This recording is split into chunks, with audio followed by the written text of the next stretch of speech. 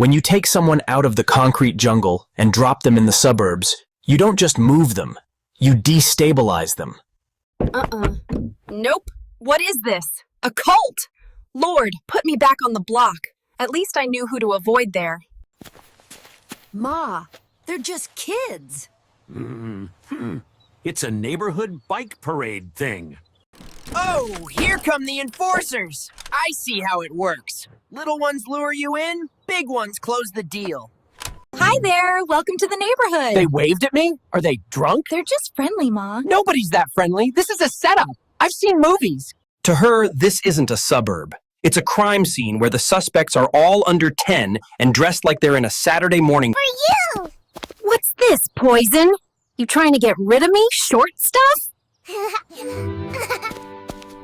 It'll take time, but maybe, just maybe, she'll learn to live in a world where the only turf wars are over who gets the last go-gurt.